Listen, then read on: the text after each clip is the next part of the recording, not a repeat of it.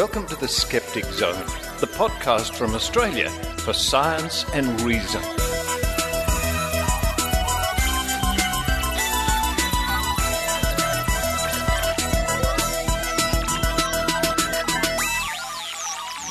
People are rushing, people are hushing, people all over the street are pushing each other to the ground and going, my God, it's time for the Skeptic Zone. And it is. And here's Richard Saunders, the man with the answers to the questions you don't know. I don't even know the questions, Maynard. How big is a chicken and will it fit in my recycling bin? There we go. That's the answer. What do we got tonight? But, man, it's a big number. It's a big number for a big show. This is the Skeptic Zone episode number 350. I think I need a rest. I think you need to race downstairs and get something. I've got it right here, actually. We're at Skeptics in the Pub. We're recording this intro at Skeptics in the Pub. Yes, this is show 350. Can't believe it. For the 5th of July 2015. It's Richard Saunders here with Maynard at Skeptics in the Pub, waiting for the crowds to come in. Before the crowds come in, we'll let you know what's coming up on this week's show. I'm going to be speaking to Jack Scanlan from Victoria. He's involved with a new scientific outreach program. Very exciting. Always a fan of scientific outreach.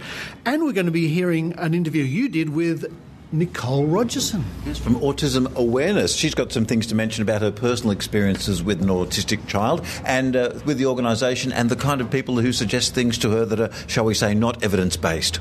Really, really interesting interview. I was there today while you were doing that interview. The woo around autism, Maynard. That's scary, isn't it? Well, I imagine because there aren't as many answers as people would like, that's where people try and fill the gaps. Absolutely, and it's a classic case of magical thinking coming in and wishful thinking, because it's a pretty traumatic thing for some parents, I think. Also on this week's show, we have a week in science. As ever, we have a week in science and some other things coming up I don't even know of yet because, well, I haven't recorded them. Okay. Well, we're going to have a big night here. It's going to go a bit crazy. We've got the bar tab running and who knows what can go on. The bar tab? Yeah. I didn't know about this bar tab, Maynard. What's this bar tab? You notice that you are light one credit card. It's going to be a hell of a night, people. The drinks are on me. I think it's time to run downstairs, put as much as possible on Richard's credit card, and then leg it. Yes. All right, Maynard. While you're legging it, I'm going to enjoy the Skeptic Zone.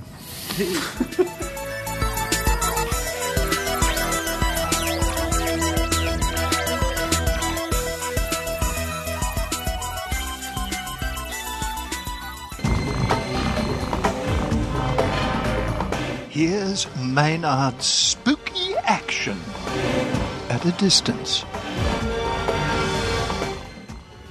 It's a beautiful sunny morning here at the Lizard Centre in Lane Cove, where I'm with Nicole Rogerson. Good morning, Maynard. You recently addressed a whole bunch of Australian skeptics in Sydney at a dinner there and gave them a talk that I believe the review was you wowed them.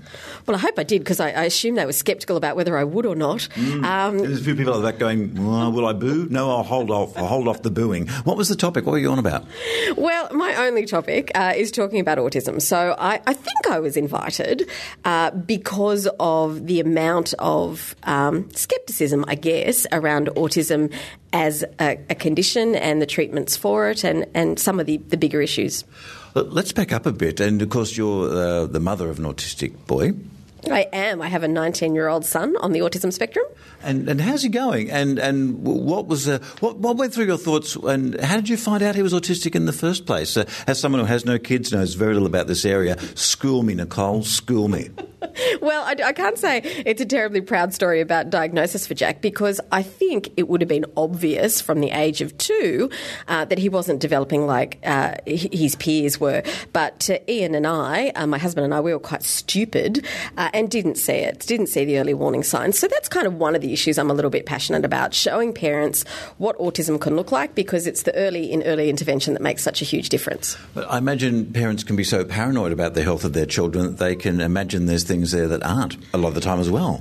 I think it goes both ways. I think you tend to have parents who minimise it and say, no, I'm sure it's fine. And then likewise other parents who are looking at every developmental milestone and being very concerned if their children don't meet it. I think our message is no one should panic. What we should do is look at a child around 18 months, 2 years of age.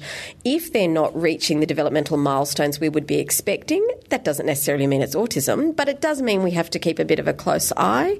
And past the age of 2, we're going to start referring to other people and bring some specialists in to see what exactly we're looking at. I remember when you named Jack Rogerson. That is a fantastic name. That is that's someone who puts out oil rig fires. And it is. Quick, get Jack Rogerson. Do you know what? He was named after Jack Ryan. I'm sure the grandparents thought it was them, but it wasn't. He was named after Jack Ryan from that Harrison Ford movie. Yeah, totally. I thought he was going to be president. He might be. But look, he's done really well. And when you discover that you have a child that's on the spectrum, at what point does the parent blame or the mother blame come into it? And is that something that you usually put upon yourself, or is that something that society or you think, where does that happen? I think, not to get too Oprah about it, but No, we don't want that. We don't want that. No. What I do think happens, and I've seen it not obviously just in myself, but in the thousands of parents I've known with children on the spectrum, is there really are the stages of grief. It's almost textbook of your denial stage, of your acceptance stage, of your, whatever. I remember one day distinctly begging God, I won't swear anymore if you take this away. And then at one stage I thought, oh my goodness, bad time to be an atheist. But what the hell? It can't hurt to ask. So look, I think I can joke about it now, obviously. It's many years later after my child was diagnosed. I appreciate for parents who are newer to this, it can be a lot more distressing because it's the fear of the unknown. It's not that you know what autism is. You're fearful because you've read of what it might be. And there's not really a lot of point in spending a lot of time in that headspace. And what we try and do with parents is say an autism diagnosis is challenging, but it's not the end of the world. This is not the biggest tragedy that's going to happen, but we need to get that little person busy in order to give them the best chance of an independent life and a good outcome. And in your work with children and as a mother of Jack, when was the first time someone came to you with their personal theory or a general theory of why this was happening? I guess I happened to be the first generation that it wasn't necessarily pointing the finger at the mum. That certainly was in the 60s and 70s and 80s, very much the idea that the children had autism as a result of their mothers being very cold. Refrigerator mothers is what they used to call it. I guess I was pretty confident that wasn't at play in my case because there couldn't be anything on the planet I loved more than Jack Rogerson. So I knew that it wasn't a lack of love. But you still think of everything. What about the drink I had? So that was the standard theory up to a certain point, like during the 40s, 50s, 60s, that the mother had not been touchy-carey enough. Absolutely. There wasn't that bonding, and as such, the child was living in a world on their own because they just simply weren't getting any love. I mean, it's almost laughable now, but, this was popular psychology around the issue at the time. Okay. And what was thrown in your face is, oh, well, it must have been this. You did this happened, this environmental thing happened. I don't think anyone did it to me. I think I did it to myself. And I think parents do it to themselves, even if you know it's silly. I like to say I'm a sensible, evidence-based, clever woman with a tertiary education. But guess what? I did some pretty stupid things and had some silly thoughts. You're like, oh, was it the glass of red wine I had the week before I found out I was pregnant? Was it, I don't know, something I did when I was at university? There's a million things that you think, what did I do to cause this? When in actual fact, we didn't do anything. And, of course, that goes on to the crackpot scale there too. So what have been some of the theories people have advanced to you with very little or zero evidence? Oh, there's so many. It's wonderful. And you know what I love now? I've been in this industry, for lack of a better word, for 16 years. I love the ones that were around 16 years ago and they come around again for a second wallop, a second go. Look, obviously there's really silly people who promote things like the toxins in the air. The vaccination one is a huge one. They tend to be, those kind of more crackpotty theories tend to come from people in the quote-unquote wellness organisations, the idea around alternative medicine, clean living, all of that kind of thing, that the environment has somehow caused or a vaccination has somehow caused this child's autism. It is a possibility that it could be something like that, but these people don't bring anything that could be even vaguely evidence, do they? No, there's not. And we know fundamentally an environmental trigger might be there, but the one thing we do know is that there is definitely a genetic basis to this. Now, that doesn't explain explain everything either, but it does show us and point us into the direction that there has been a mutation that has occurred. Something has occurred during pregnancy that is ultimately going to end with a child being on the autism spectrum. But here is the problem that I see, is that we start noticing a child might be autistic around the age of 18 months, which is also coincidentally the time that children have most of their vaccinations, more commonly the MMR, which is obviously where the scandal arose. So I have, despite the fact the science has time and time again talked about the safety of vaccinations, I still meet otherwise intelligent parents who will say to me, Nicole, there's nothing you can say. I know vaccinations cause my child's autism. Because of a cause and effect. They had vaccinations and within like a month or two they were noticed and they went, oh, that must have been that. Yeah, absolutely. And I think that also maybe plays into a little bit of the narrative here is you have to understand if your child is born with a disability, you know that usually on day one, or you might even know it before they're born. In the case of parents of children on the spectrum, all was looking pretty good. You know, you can't see autism. So little babies look like they've got 5 fingers and on each hand and 10 toes, and it was all looking healthy. So all of a sudden to have what some people consider this catastrophic diagnosis at the toddler age tends to make parents put them in a heightened state, a really heightened emotional state. And how do you handle that? Because it's a very emotional argument and it's a very passionate argument that people feel about this. How do you navigate that? That's a faux pas minefield. It really is. And I think what we have chosen to do is there's no point in arguing with a parent about it. You know, the reason a parent feels that way tends to be a belief. It's not obviously a scientific one. It's a belief that they feel that this is what's occurred. I personally don't see any point in having that argument. I think the most important work that we can do at Autism Awareness Australia is to put forward evidence-based, credible information so that at least we're pointing parents in the direction of Captain Sensible. There's always going to be people for emotional reasons who just can't go there, but I think the more education we do of the entire community... I recently saw a study that alarmed the hell out of me. I think it came out of Canada that said something like 20% of young people between the ages of 18 and 24 believed that vaccinations caused autism. My thought at the time was, oh my goodness, all these people are going to be parents in the next 10 years. You know, we've got work to do. And it's not just within the autism community, it's within the wider community to make sure people, you know, almost break the link between what is seen as vaccinations and autism. What's interesting for me in my day-to-day work in the clinic is it's a private clinic where a predominantly a large portion of our families are, again, tertiary educated, otherwise, you know, bright people. The amount of children that we have here in the clinic who haven't been vaccinated is almost ironical because they fit into the category of parents who chose not to vaccinate. But guess what? Your child still has autism. What do you say to people that claim to have cured the autism? Well, it's obviously a nonsense, but herein lies the problem, is autism and disability largely in Australia is an incredibly unregulated area, frighteningly so. I do hope that changes when the NDIS comes. So obviously there's charlatans of all types, and sometimes they're well-meaning charlatans, which is even worse. So everything's silly from homeopathy right through to just downright dangerous, which is things like chelation, hyperbaric chambers. I'd love to really arrogantly stand here and say I have never, been tempted by those kinds of things. I absolutely have, and I've done them with Jack, and that's because parents are very vulnerable. And you read a website that says, a classic one for me was something called auditory integration training. It's so silly when I tell you, you're going to laugh, but it involves Jack going to a room for half an hour every day and listening to music at a certain frequency. How did I actually think this was going to, in any way, shape or form, help some of the aspects that he was finding difficult at the time, namely communication and behaviour? So it cost $4,000. Now, half an hour of this music, ironically enough, I found that one day he was listening to Elton John and I thought that might make the condition worse, but that's a by the by. I read on a website that it doesn't work if you do it once. You have to do it twice. So who spends $8,000 on a silly therapy? And I guess I look back at it now and say I was just desperate and I didn't care what was scientifically evidence-based and what wasn't.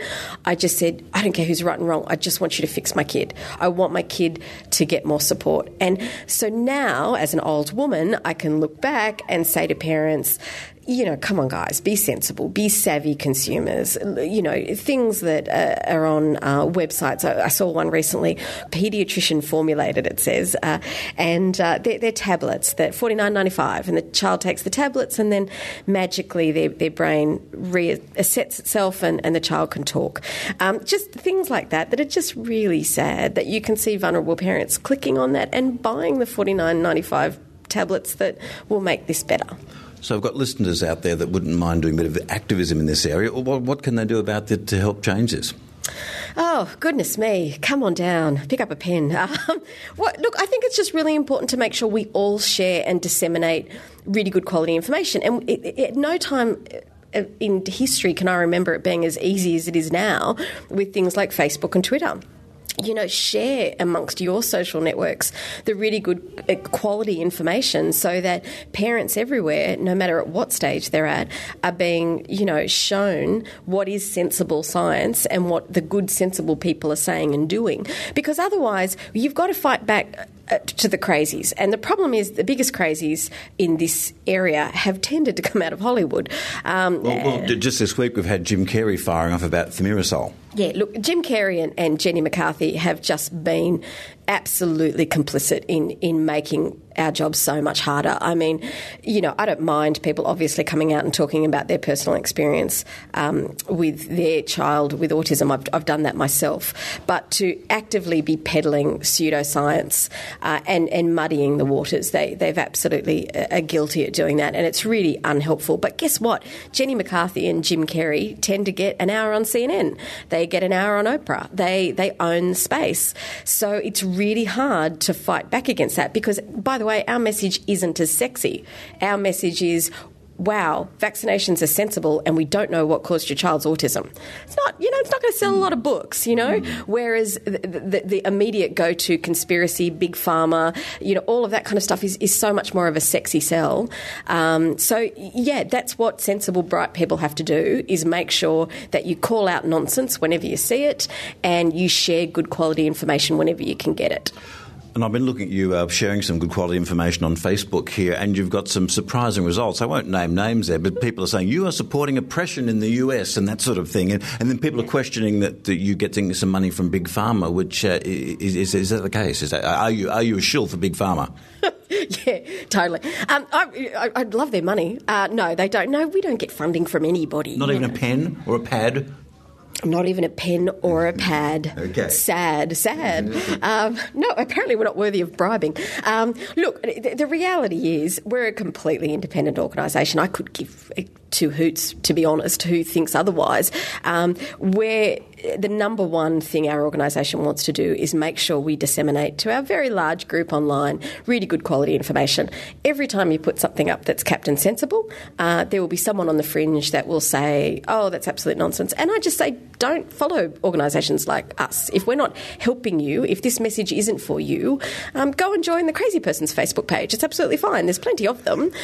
Don't follow ours. And I guess we've got some lines and some rules around our social media, which is we don't mind. You can send us a mean message saying that we're funded by Big Pharma, and that's cool. I can live with that. We're grown-ups. We don't engage in silly nonsense.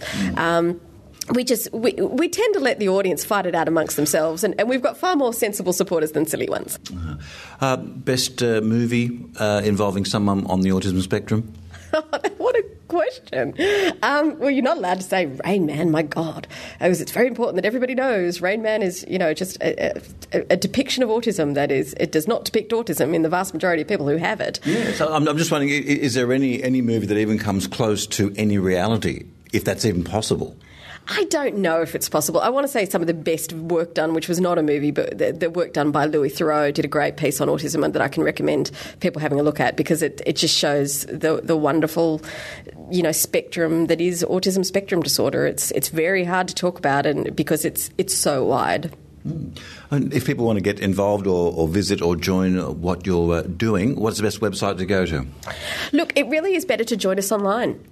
come and see our Autism Awareness Facebook page and join the group. It's fascinating. I'm doing a little bit of data analysis myself on the popularity of things that we post, and I like posting information about either good quality research or providing parents information about the NDIS coming. But it still happens to be the fluffy dog story that comes from the Mighty website that gets the most hits. So we've got to temper our everyone be sensible message with also some just good human stories that make people feel connected to the community and connected as parents. And I can say the one benefit for autism for me it's obviously you're joining a mother's group you didn't intend in joining, but I can say the one benefit it's given to me over the years is the great camaraderie that exists between parents of children on the spectrum in the, it's cheesy, but in the we're all in this together kind of category. There's been some pretty nice human moments over those 15 years, so I'm not regretting any of it. And being a political junkie, what are you going to call it? Trump versus Clinton in the US election? Look, I just want Trump for comedic reasons, and I think everybody does. I mean, I want Michelle Bachmann back. I want Ted Cruz to keep going. I mean, this is just, it's fueling Saturday Night Live and giving my kids and I a fantastic amount of entertainment. So I'm just hoping nobody sensible enters the race. And the website, once again, which is different from the centre you're here at. This is a charity, it's a non-profit. Yeah, our non-for-profit is called autismawareness.com.au and Autism Awareness Australia on Facebook and Twitter. And join us. And by all means, this is what we also love, is people sharing really good quality information. If you come across something that's good and smart and you think evidence-based and you think it needs an audience, give it to us, because we love sharing that kind of stuff.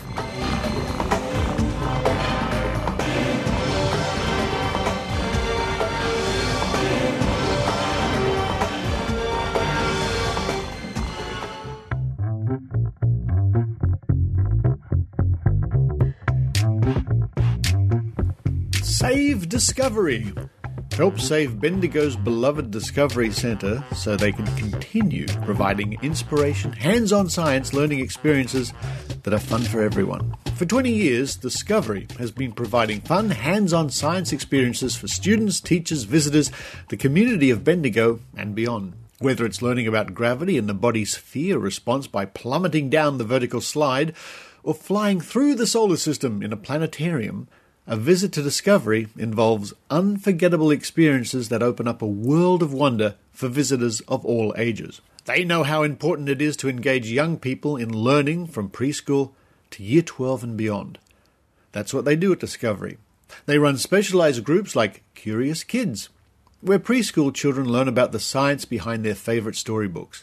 They run curriculum-based workshops for schools in their specially designed lab, and special events like Adults Evenings, where you can learn about the science of chocolate while nibbling on canapes and sipping on a glass of wine. They're now trying to raise $30,000 by the 31st of July so they can keep their doors open while they get back on their feet. Unfortunately, Discovery is in crisis at the moment.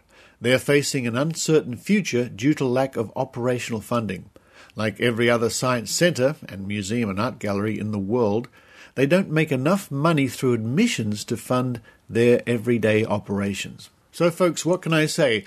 If you like to support science, and by listening to the Skeptic Zone, I know you like to do that, especially science outreach to the younger generations, and that's a very important interest of mine.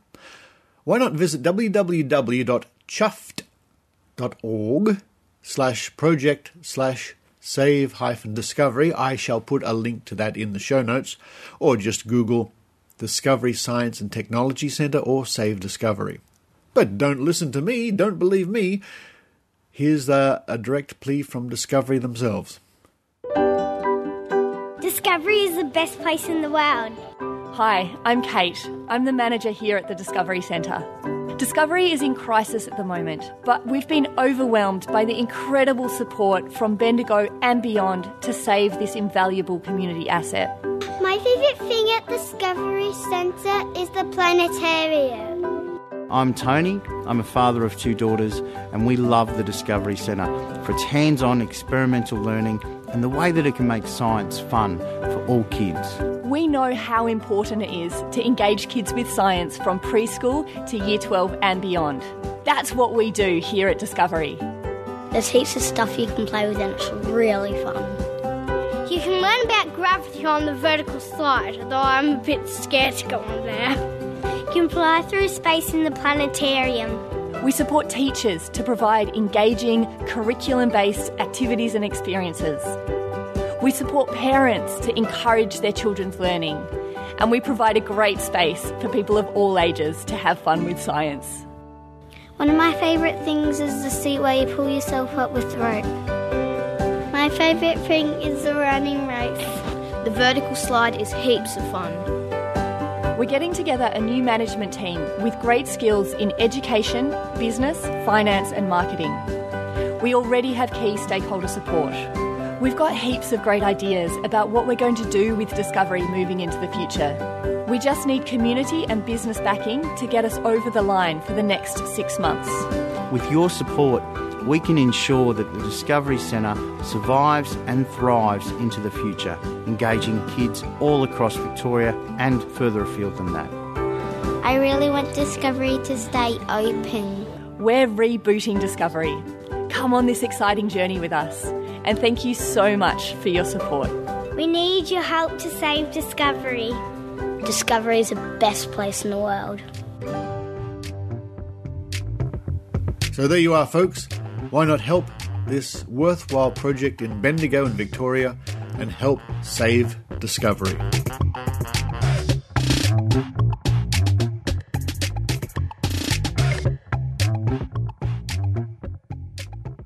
On Maynard.com.au.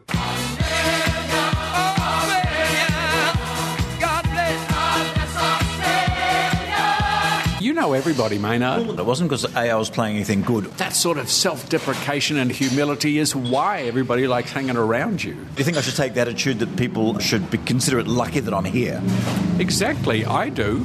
How do you do that? You have that, you're lucky that I'm here. Hello, everyone. Well, because they are. And we touched Morrissey's actual sleeve. You touched Morrissey's sleeve. How did that smell? It didn't actually smell as sweaty as I thought, but then again, it was his sleeve and it had been waved around for a while. On Maynard.com.au.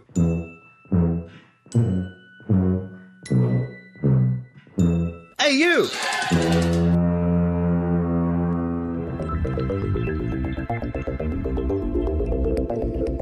Welcome to A Week in Science from RiAus, bringing you the science you need to know. Bungee jumping, tall buildings, or crossing bridges. Why are some people afraid of heights and others aren't?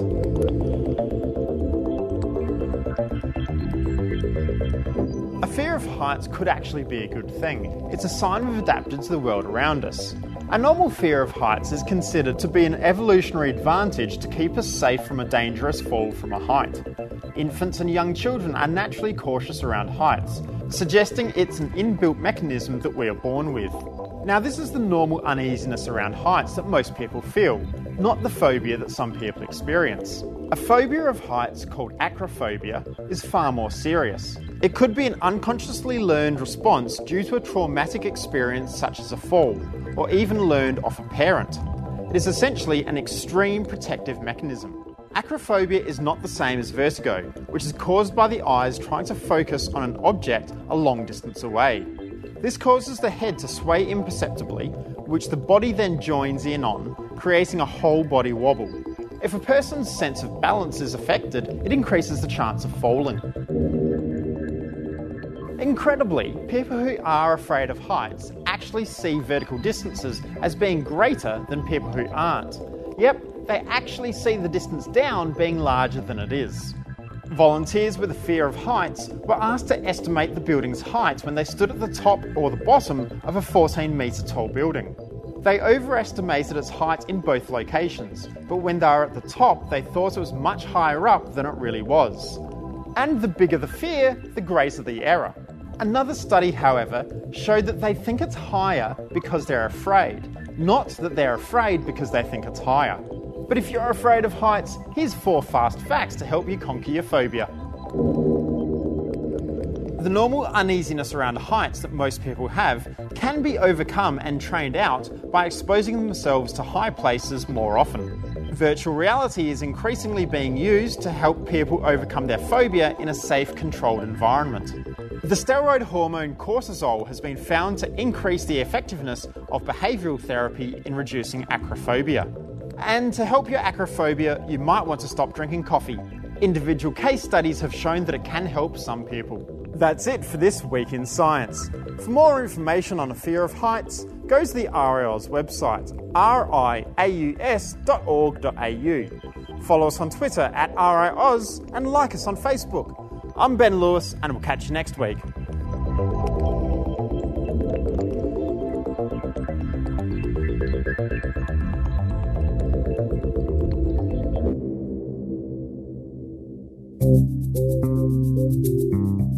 The Skeptic Magazine, the journal from Australian skeptics. Subscribe online to the world's second oldest skeptical magazine. Visit www.skeptics.com.au and click the publications link. You can also find there over 30 years of back issues free to download. The Skeptic, the magazine from Australian skeptics.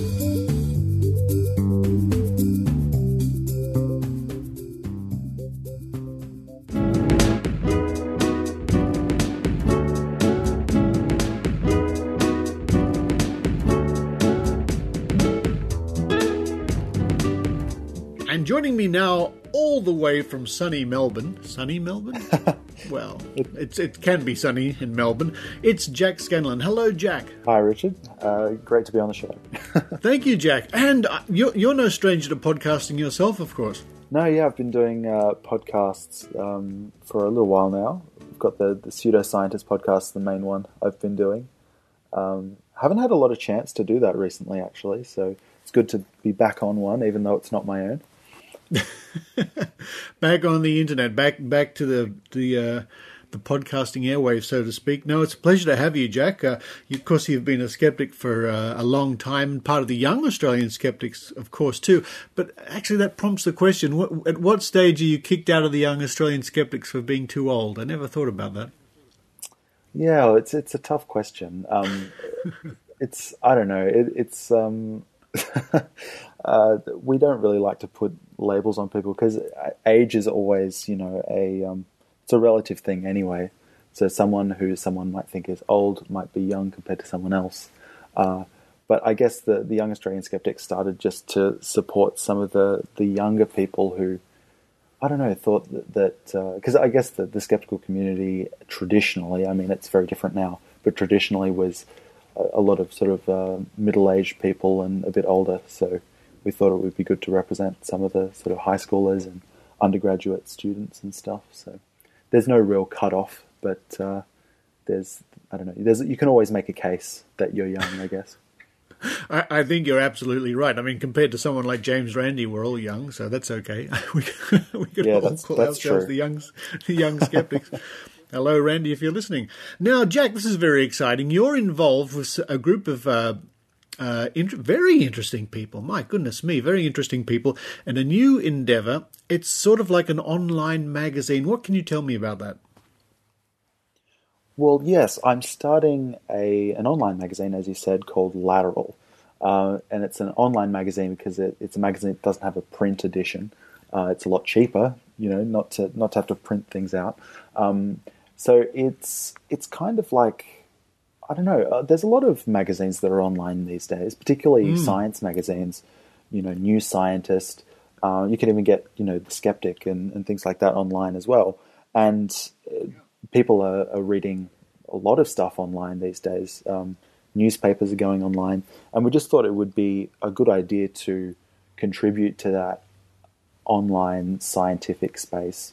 Particularly in the area of supporting younger science writers, because there's this huge demand at the moment for great science communicators and people that can talk about science and critical thinking and skepticism, and people want all of these really good writers to be out there, but I don't think a lot of people have thought of the way that those younger people, the way that those people are coming in and starting out, particularly younger people who might be science students or people at universities or high school, or even people, not in university at all, but are interested in those areas and writing about that. And we wanted to create a platform where people can develop their skills in an editorial environment, producing a publication that's free for everyone to read, that creates great articles, publishes great scientific inspired artwork as well, and just put it all online out there so people can develop and basically contribute to that ongoing mission to better the science and skepticism communication in the world. It sounds to me like a wonderful idea, because what you're also doing is you're giving younger scientific people, maybe scientific communicators or people who have a great interest in this, a chance for them to cut their teeth in and to get into publishing and to get their chops in formulating articles and reports and communicating with the public. So I think that's a wonderful idea. What was the genesis of the idea? Was this something you came up with, or was it a group of people? Well, there's a group of people behind the magazine. I guess you could say that I came up with the idea, although the people that are currently involved, all the editors, along with me, we're all contributing to it now. And the magazine, as it is, as it will be when it's launched in next month, actually, that wouldn't be possible without all the people that have helped me along. But the magazine sort of got a start when I realized that there was a bit of a gap between the professional science journalists and science writers that were writing for places like New Scientist and National Geographic and Cosmos magazine and things like that, and the sort of the blogs that I guess people assume to be where people have to get their start. You know, you have to write on a blog, your own personal blog, for ages, and then you'll get discovered by somebody, and then you can finally write professionally, I guess. But that always seemed a bit of a slapdash, way to get into science writing. It seemed a bit like you have to rely on luck, or you have to rely on the right circumstances. And there wasn't really that, as I said, there wasn't that pathway for people to develop. So I was thinking about that in the context of the group blog that the Young Australian Skeptics has had for a number of years now. And I just thought that it would be better to formalize that into something that was actually a proper publication that people can point to and say, hey, I've written for that. I can put it on my CV, and it's reasonably impressive. So the idea was churning around in my head for about a year, and then I thought I should actually do it. I'm at the stage where, I'm sort of finishing up a degree in science, and I want to take a bit of time off that. I'll have the time to commit to it. And so that's what we did. And I've got together a team, and they're all very talented, and they're giving it a really red-hot go, I guess. A red-hot go, that's exactly the expression. Now, I've had a look at the web page you've got set up, and we can talk about that in a second, but just briefly, the skill set and the background of some of the people you have involved with this, or you're involving with this, it's quite impressive and quite interesting. We've got astronomers and all sorts of people. Well, we wanted to make the team as diverse as possible, because the aim of Lateral is to explore, other than supporting young writers, from the actual perspective of the audience, we wanted to create a magazine that people would want to read that encompasses as much of the scientific sort of landscape as possible, and how science influences things like politics and education, journalism, law, all stuff like that.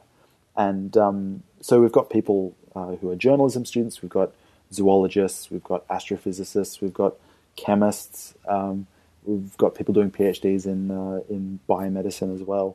So we tried to make the team as diverse as possible, with a wide range of differing backgrounds and different types of experiences. We're still actually looking for more people to join the team, the editorial team. So if there's anybody listening who would maybe like to get involved, then I would like to ask them maybe to get in touch with us if they'd like. Particularly if anybody has any interest in the area of philosophy and the history of science, we're looking for people to cover that area for us. There's your invitation, folks. There's your invitation. If you're a up-and-coming young scientist, if you're doing your degree at the moment, it might be the opportunity for you. Jack, how can people find out more? And while they're finding out more, in fact, they can see a short video you've put together and meet some of the team, which I think is a great thing. So we're at the moment we're trying to raise funds for the magazine. I don't know if I mentioned it before, but everybody who contributes to the magazine is actually going to be paid. It's not something people are. I mean, everybody's doing it because they love doing it, but we wanted to provide paid opportunities because it's so rare these days if you're doing things online that you're expected to sort of just do it for free. So we wanted to have some sort of monetary compensation for people's time and effort. And we're raising money at the moment for that, as well as the design of the magazine, which is currently ongoing. I mean, we've got the logo and everything sorted out. You can find that on our crowdfunding campaign page, which is on Indiegogo. And I'm sure there'll be a link to it in the show notes. So you can just Google Lateral Magazine crowdfunding or something. It'll come up in Google. So we're trying to raise money for that. And that covers our first 6 months of operation as well. So it's going to a good cause and will help us sort of find our feet and hopefully make the magazine a sustainable long-term sort of thing. So that's Lateral Magazine. You can find it if you search for Lateral Magazine in crowdfunding or go to Indiegogo. Of course, you can just go to skepticzone.tv and on the show notes for this episode 350, you shall find the link, but I'm sure Google will take you there anyway. Jack, what a wonderful endeavour. I'm always pleased to promote new and interesting ideas, and this one certainly sounds like one to me. I can only wish you all the best, and folks, why not pitch in and help? And if you feel so inclined, you can even, maybe, possibly be a contributor. Yeah, exactly. We're always looking for people to get involved. So if you think you'd fit the bill and you'd be, you'd be interested in that sort of thing, then get in touch with us. Thank you very much, Richard, for having me on the show. It's been great. But for now, Jack Scanlan, all the way from sunny Melbourne, well, mostly sunny, well, sometimes sunny. Thank you very much. Thanks.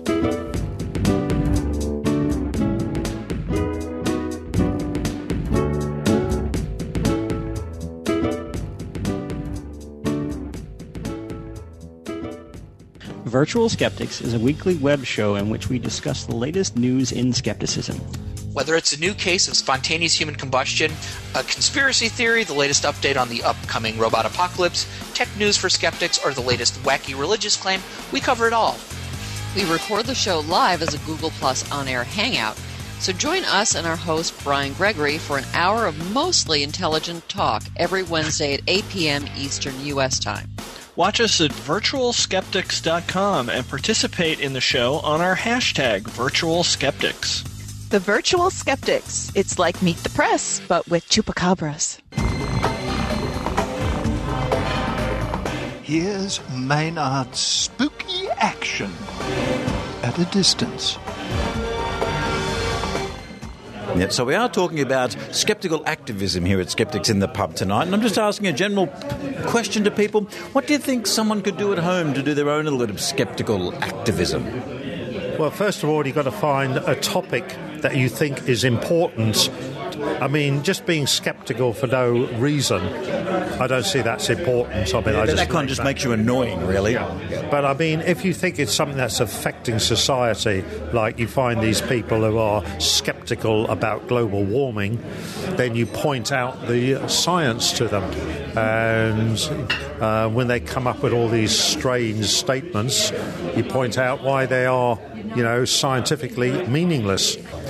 And a lot of this is just people rambling on about and not understanding what they're talking about. Yeah, because I'm at the thinking table. Who we got here?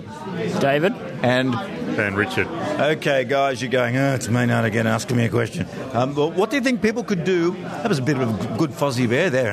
Now, what do you think people could do as their own bit of skeptical activism at home on a small or a large scale? Whenever one of my Facebook friends posts a link to their star sign, I post a link and the replies to Phil Plate's debunking of astrology. Okay. So now, what do you reckon you could do on your own individual basis to do a bit of skeptical activism? Well, the same as what he said. I mean, you know, always post links from some of the more popular stuff, like Dr. Dady when he puts Mr. Dady when he puts stuff out. No, I guess the only problem is that that kind of stuff can go. They'll either ignore you or it can just go back and forth till 3 a.m. sometimes. Yeah. Well, I mean, it's you do it for what it's worth. I mean, the people who want to listen, they'll stay your friend. Those who don't, they'll unfriend you. Well, over here, who have we got here? Kerry. Okay, what do you think would be something you could do on an individual level as a bit of skeptical activism? Share posts about scientific skepticism, and on the other hand, maybe like fact check before you spread anything. Yeah, you wouldn't want to share like a wrong link or a bogus link or yeah. And what sort of area would you do that to? What sort of thing would you see on Facebook where you go, that cannot stand? Vaccination, global warming, homeopathy, there's 3. I think I know some people who post anti-vaccination things, and that I find a bit worrying. I think some people post things about dietary supplements and the like as well. Oh, yeah, that's right, yeah. I've forgotten that. Yeah, that's a minefield, isn't it? Okay, thank you. Well, now, you're wandering around here and you bump into Jessica Singer. How are you? Everyone's favourite corporate lawyer. I'm extremely well, thank you, Maynard. Now, we've been talking about sceptical activism this evening, and we're wondering on a personal level, what sort of sceptical activism can people do either on their own or in their workplace, without causing too much fuss? Well, in the workplace, that's a hard one. Because in the workplace, you don't want to make too much of a pain of yourself, but then again, there's often someone flaunting some wacky stuff. Yeah, I think the best you can do is read. There's an article by Brian Dunning which is very good, called "What to Do When a Friend Loves Woo," and that gives some really good tips for approaching people respectfully and gently when they have wacky views, and that's actually very useful for people in the workplace, because you want to get on with your colleagues and you don't want to cause World War III, and people hold their views very dearly. And what would you think would be another thing people can do on their own? Well, if you're a beginner, in so to speak, I think the best thing you can do is educate yourself. So go to things like Mind, Body, Spirit, also known as Mind, Body, Wallet. And then if you know a bit more about skepticism and the areas that we address, then and you really want to contribute, then I think think of what your area of expertise is and how you can contribute. I mean, I'm a lawyer, not a scientist. I'm not a doctor, so I can contribute by being a member of the organisation and doing practical things like being a secretary, helping the organisation run, making sure all the legal obligations are complied with, that kind of thing. So there's, whatever your expertise, I think there's always a way someone can contribute. Okay. And do you get into too much of those late night back and forth on the internet stuff? Do you get into that kind of thing like Dr. Raichi does? Dr. Raichi's up late going, you're wrong. No, I avoid that like the plague. I think that's a waste of time. I think I'm a lawyer, so negotiating and putting arguments to people and putting my point of view to people is my job. I think the internet is not a good forum to do that, and it's also, personally, it's very annoying for me to see people argue things badly and over emotionally. Dr. Raichi just tends to bulldoze them with science there, so that she is pretty good at it. But I guess years of practice. She's awesome, and unfortunately, I don't have that scientific knowledge to be able to do that.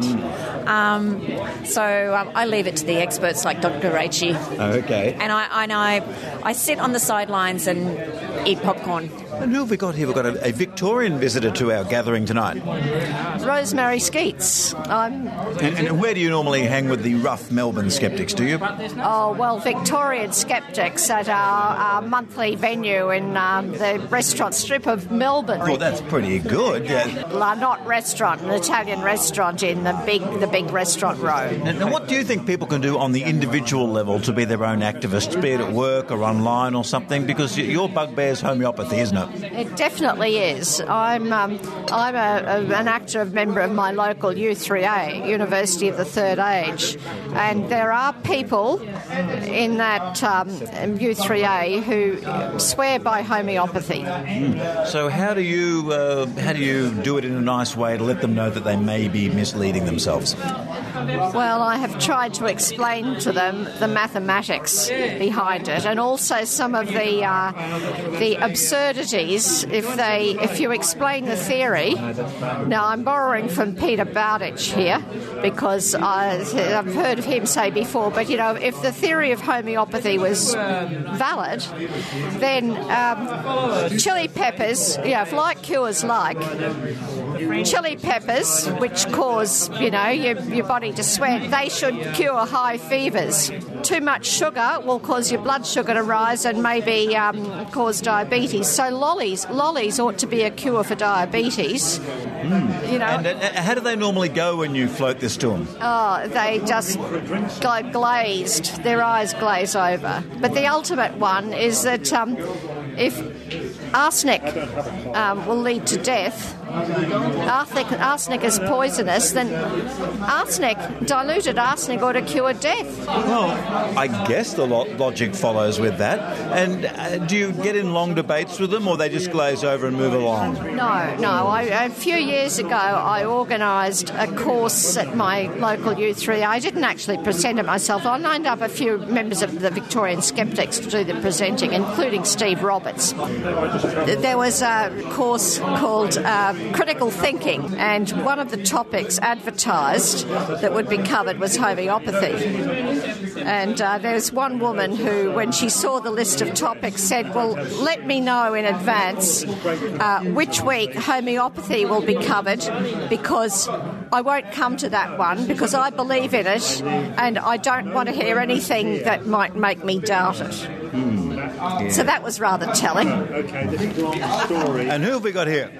Hello, my name's Naomi. Naomi, now what do you think people could do on an individual level for a bit of skeptical activism? We've heard some really good answers tonight. Well, a really simple way is whenever your friends post something stupid on Facebook is you link them to Snopes. What's the most common one that you keep coming up with that you have to keep linking to? It's always something different every day. There's just so many to choose from, but Snopes has covered most of them, so it's very easy to find things very quickly. Is there normally one like there's some crazed killer in their area or something and it's a generic thing from America that they're posting? That's always a good one. Well, sometimes you get the whole chloroform perfume in the car park kind of scare, so it's actually very nice being a skeptic. There's so much less to fear. You only have to be afraid of the real things.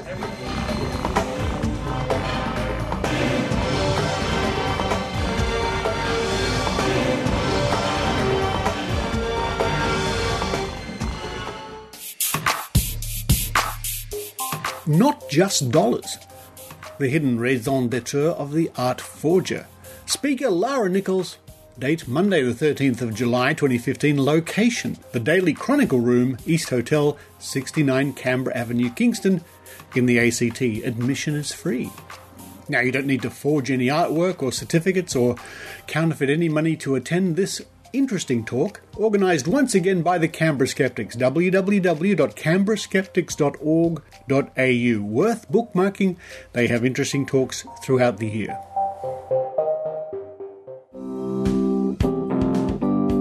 Hi, this is Heidi Robertson from the Northern Rivers Vaccination Supporters. We are a group of concerned citizens dedicated to promoting good science and common sense in our region, the far north coast of New South Wales.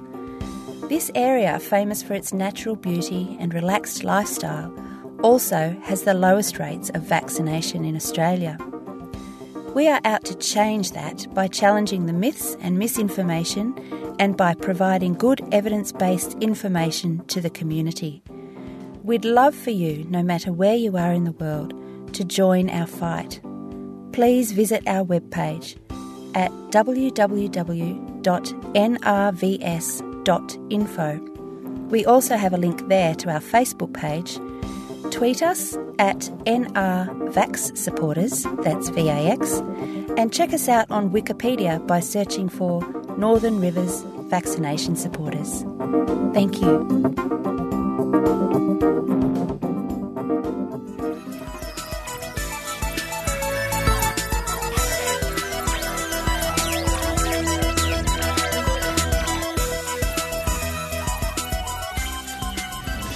Thanks for the drinks, Richard. Where's my credit card, Maynard? I gave it to a lovely lady downstairs that I'll be joining fairly shortly. Well, she went, Saunders. Well, thank you, everybody, for listening to the Skeptic Zone. It's been an interesting show with lots of things that we didn't even expect. That's right. When the Skeptics get together, and it's the first Thursday of every month at the Crown Hotel in Goulburn Street in Sydney. And because of wibbly-wobbly, timey-wimey bits, you would have heard in that episode just gone interviews Maynard did here tonight at Skeptics in the Pub, which you haven't even done yet. I know. And let me tell you, I was funny. You will be and you were. Yeah. I was funny and I was insightful. Well, hey, come on, let's not stretch it too much. Okay, fair enough. Now, coming up in coming weeks on the Skeptic Zone, TAM. I'm off to TAM again. I'll be reporting from TAM Las Vegas. But on next week's show, I'm not exactly sure what's coming up. I guess I'll find out when I hear it. Wibbly-wobbly, timey-wimey, you know. No. Oh, so thank you for listening to the Skeptic Zone, and thank you everybody for sticking with the Skeptic Zone for coming up to 7 years or 8 years or something like that, 350 episodes. Like I said at the top of the show, Maynard, I think I need a rest. Look, you know, that first year out of the gate was great. You went through your 6-year slump, but now the last year you've been back in your game. I have. Oh, and another big thank you to everybody who's been writing to me with very warm well wishes about my recent surgery. Well, I'm out and about. I'm very happy to be here. And Maynard, a big thank you to you for coming by hospital to pick me up. And I was out of my skull when you picked me up, I think. You see, you were so out of it, you didn't notice that I was actually more out of it than you were, which is probably a good thing you didn't know that. It's a good thing, Maynard. It's a good thing.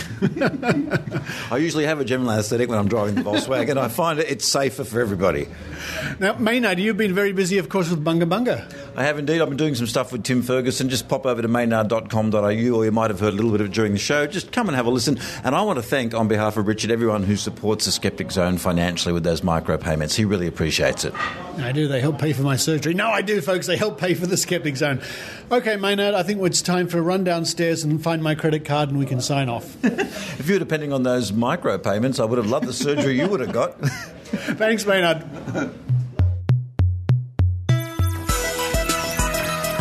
You've been listening to the Skeptic Zone podcast. Visit our website at www.skepticzone.tv for contacts, an archive of all episodes since 2008, and our online store. Please support the Skeptic Zone by following us on Twitter @SkepticZone, liking us on Facebook, and leaving a review on iTunes. You can also show your support by subscribing via PayPal for as little as 99 cents a week. The Skeptic Zone is an independent production. The views and opinions expressed on the Skeptic Zone are not necessarily those of Australian Skeptics Inc. or any other skeptical organisation.